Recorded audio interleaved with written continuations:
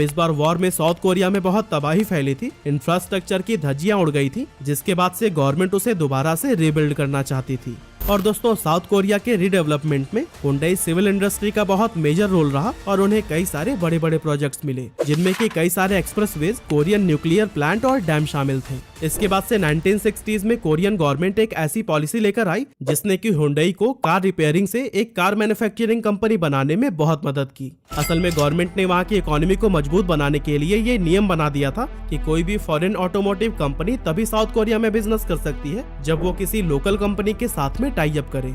इस रूल ने हुंडई के लिए एक नई अपॉर्चुनिटी ओपन कर दी और चंग ने इसको मिस न करते हुए 1967 में हुंडई मोटर कंपनी की शुरुआत की। इसके एक साल बाद यानी 1968 में हुंडई ने फोर्ड के साथ पार्टनरशिप कर ली और उल्सान शहर में 6 महीने के अंदर एक बहुत बड़ा असेंबली प्लांट बनाकर तैयार कर दिया, जो कि आज भी दुनिया की सबसे बड़ी ऑटोमोबाइल प्लांट है। इसकी annual production capacity 1.6 million unit है और इसमें दुनिया के अलग अलग हिस्सों से आए 75,000 हाईली स्किल्ड एम्प्लॉयज काम किया करते हैं। खैर, फोर्ड के साथ ज्वाइंट वेंचर में हुंडई ने उसकी फेमस कार फोर्ड कॉर्टिना के तर्ज पर हुंडई कॉर्टिना को लॉन्च किया। लेकिन दोस्तों फोर्ड क्योंकि एक अमेरिकन कंपनी है जिसकी कॉर्टिना भी वहीं के सड़कों के लिए डिजाइन की गई थी, वहीं साउथ कोरिया की सड़कें वॉर में मिलने वाले गड्ढों से अभी पूरी तरह से उभर नहीं पाई थी। ऐसे में हुंडई कॉर्टिना कंपनी के लिए बहुत बड़ी फेलियर साबित हुई।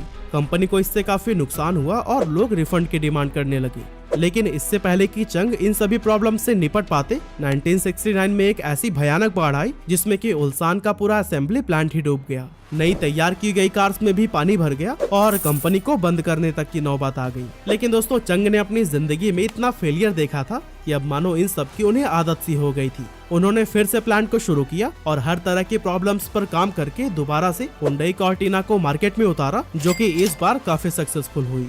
हालांकि 1974 में एक और भी प्रॉब्लम थी जो कि चंग का इंतजार कर रही थी। असल में हुंडई का अपने नाम से कार को लॉन्च करना फोर्ड को बिल्कुल भी पसंद नहीं आ रहा था, क्योंकि साउथ कोरिया में फोर्ड को पहचान नहीं मिल पा रही थी। इसके चलते दोनों कंपनियों के बीच कॉन्फ्लिक्ट शुरू हो गया और 1974 में फोर्ड ने हुंडई के साथ कॉन्ट्रैक्ट को खत्म कर दिया। अब अचानक से फोर्ड का जाना हुंडई के लिए मानो सब कुछ बर्बाद कर देने वाला था, क्योंकि उस समय तक हुंडई के पास कार मैन्युफैक्चरिंग की टेक्नोलॉजी थी ही नहीं और इसके लिए वो अभी तक फोर्ड पर ही रिलाय करते थे। इस कॉन्ट्रैक्ट के खत्म हो जाने के बाद चंग बहुत ही डिस्परेटली किसी नए पार्टनर की तलाश करने लगे जो कि उनके साथ मैन्युफैक्चरिंग टेक्नोलॉजी को भी शेयर कर सके।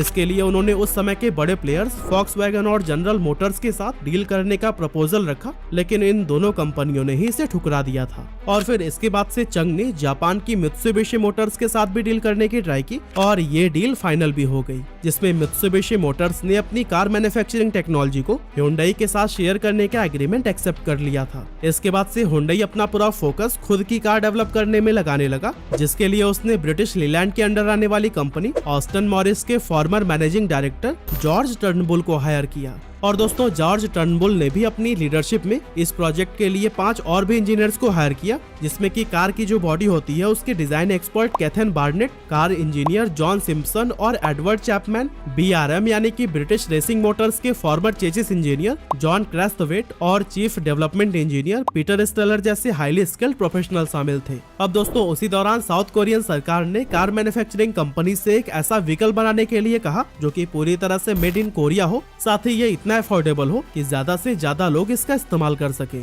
इसी को माइंड में रखते हुए कंपनी ने एक नया प्लांट सेटअप किया और हुंडई के इंजीनियर्स गवर्नमेंट की सारी बातों को ध्यान में रखकर कार मैन्युफैक्चरिंग करने लगे। फाइनली 1975 में हुंडई ने अपनी पहली सेल्फ मेड कार को लॉन्च किया, जिसका नाम रखा गया था पॉनी।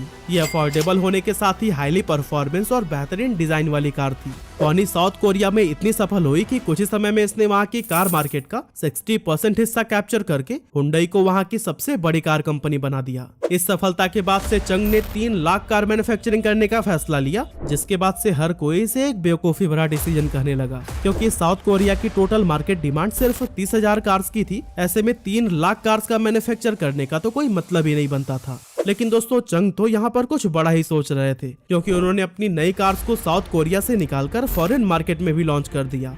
1982 में हुंडई ब्रिटिश मार्केट में एंटर हुआ, जहां अपने पहले ही साल में उसने 2,993 कार्स बेच दी। फिर आगे चलकर 1984 में इसने कैनेडियन मार्केट में पॉनी 2 को लॉन्च किया, जो कि अपनी अफोर्डेबिलिटी के चलते खूब फेमस हुई और कंपनी वहां भी अपनी स्ट्रॉन्ग प्रेजेंस डेवलप करने में कामयाब हो गई। हालांकि हुंडई अब तक तो कई सारे देशों में अपनी पहचान बना चुका था, लेकिन अभी तक अमेरिका जैसी मेजर मार्केट में एंटर करना उसके लिए पॉसिबल नहीं हो पाया था। और दोस्तों इसका मेन रीजन था एमिशन नॉर्म्स, जिस पर हुंडई की कार परफेक्टली फिट नहीं हो पा रही थी। कंपनी ने अमेरिकन मार्केट में एंटर करने के लिए एमिशन क्राइटेरिया के अकॉर्डिंग एक नई कार मैन्युफैक्चर की, जिसका नाम हुंडई एक्सेल रखा गया। उस दौरान हुंडई ने रियलाइज किया था कि यूएस के अंदर सेकेंड हैंड कार की मार्केट बहुत ही ज्यादा बड़ी है। ऐसे में कंपनी ने वहां इन्हीं कस्टमर्स को ही टारगेट किया और 1986 में सेकेंड हैंड कार के ही प्राइस पर हुंडई एक्सेल को 5 साल की वारंटी के साथ अमेरिकन मार्केट के अंदर लॉन्च कर दिया। अपनी इस स्ट्रैटेजी से कंपनी टारगेटेड कस्टमर्स को लुभाने में खूब कामयाब हुई और अपने पहले ही साल में इसने 1,70,000 कार्स बेचकर बाकी कार कंपनियों को हैरानी में डाल दिया। लेकिन दोस्तों इस आंकड़े में अगले साल और भी ज्यादा उछाल देखने को मिला, क्योंकि 1987 में हुंडई की वहां पर 2,60,000 कार सेल हुई थी, जिसके चलते इन दोनों सालों में एक्सेल अमेरिका की टॉप सेलिंग कार रही थी। अब दोस्तों एक्सेल कार ने हुंडई को उसकी प्रेजेंस स्ट्रॉन्ग बनाने और ग्लोबल लेवल पर एक मेजर कार कंपनी के रूप में पहचान दिलाने में हेल्प तो की, लेकिन कार की अफोर्डेबिलिटी और कुछ टेक्निकल इश्यूज की वजह से कुछ समय बाद इसे एक चीप कोरियन ब्रांड कहा जाने लगा। अब दोस्तों इस इमेज से कंपनी को बाहर निकालने के लिए इंजीनियर्स ने खूब एक्सपेरिमेंट किए, कई सारे R&D सेंटर्स खोले गए और काफी रिसर्च के बाद 1990s के दौरान हुंडई सोनाटा और हुंडई एक्सेंट जैसे कई सारे फ्यूचर लोडेड कार मार्केट में उतारी गई। और दोस्तों ये सभी कार बहुत ज्यादा सक्सेसफुल रहे थे, साथ ही इससे वर्ल्ड वाइड कंपनी की रेपुटेशन भी काफी ज्यादा बढ़ गई। अब दोस्तों अगर आज की बात करें तो हुंडई दुनिया के टॉप 100 मोस्ट वैल्यूएबल ब्रांड्स में शामिल है। साथ ही ये टोयोटा और फॉक्सवैगन के बाद प्रोडक्शन के मामले में दुनिया की 3rd largest car maker company है, जिसका बिजनेस 193 कंट्रीज में फैला हुआ है। लास्ट ईयर हुंडई ने worldwide 6.845 million unit sale की थी, जिसमें से 8,07,067 यूनिट तो सिर्फ इंडिया में बेचकर ही कंपनी ने एक नया रिकॉर्ड बना दिया था। फिलहाल ये इंडिया में दूसरी सबसे बड़ी कार मेकर है, जो कि महिंद्रा और टाटा जैसे स्वदेशी कंपनियों को भारी टक्कर देती है। तो दोस्तों इस तरह से चंग जू यंग की हार न मानने वाली जिद ने हुंडई को न सिर्फ दुनिया के टॉप ब्रांड्स में शामिल कराया, बल्कि साउथ कोरिया के डेवलपमेंट और इकोनॉमी में भी बहुत बड़ा कंट्रीब्यूशन दिया।